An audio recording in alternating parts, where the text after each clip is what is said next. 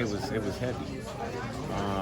But anything in life that changes first has to start with acceptance and an understanding of where it comes from, which is why I think this film is so important.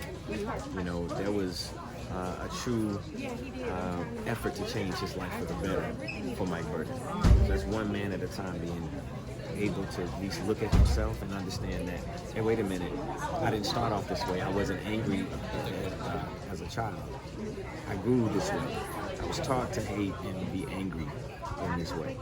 So that love began to shift him back to his earlier days. So what were some of the obstacles that you guys ran into when telling the story, if there were any?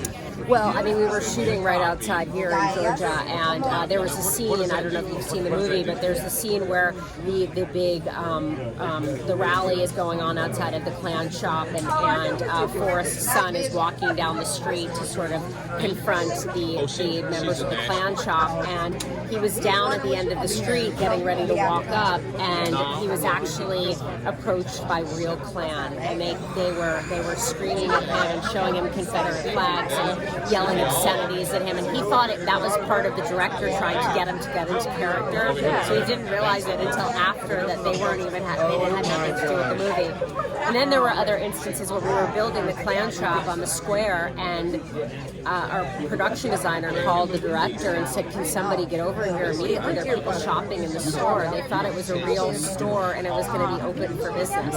Cool. Yeah, it was very disturbing. I mean, we were shooting this movie right during the election time, the last go around, and there was just a very charged, very palpable energy in the air, and it was we were all luckily just an incredible family, you know. So even having to, I think, do those very difficult scenes between some of the actors, you know, they would really give it their all, and then at the end of the day, they would, you know, hug each other, and you know, it was a really beautiful environment. And that was going to be my last question. What was it like in between sets? Because it's a very racially charged film. So when it's time to say cut, what is it like? Like, how do you get back into that peace mode of, you know, well, I mean, back to 2020? It's interesting because we only had Forrest for the first half of the movie, so we shot all of the stuff with him preaching and his family and all of his scenes. So it was a very beautiful environment for the first 2 weeks of the movie with Crystal and Dexter and Forrest. And then all of a sudden the Klan element sort of came into the second half of the movie, and it was intense. I mean, him driving and, you know, urinating on that woman. I mean, there are just scenes in this movie that when you're standing there and you just feel so uncomfortable, you know, or just the language is really hard. I mean, I had my 11-year-old daughter on set with me at the time. She was 8, you know, and she would sit behind the monitor with me, and I remember saying to her at one point, "Take the headphones off, I don't want you to hear." And she said to me, "Why? Those are just words, Mom." Wow. Yeah. So, okay, last question. How far do you think we've come from the time period of Burton to now?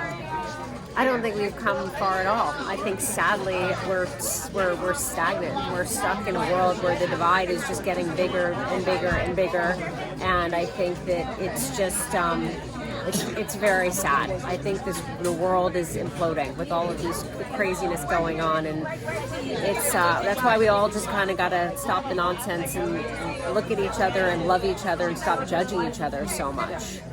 I mean, there's a scene where this young girl is walking down the street and they urinate on her. It's overwhelming to me. This girl, and later she has to search. This man comes to try to get a job in the store she's in, and she's trying to remember where she places him from because it was so traumatic what happened. She doesn't even remember like who the perpetrators actually were, you know. And I think that affected me really strong. There's a number of things in it, you know, because it's about to be explained, like some degradation is happening to the black race, and now trying to like heal those divides and we're following the best way we can.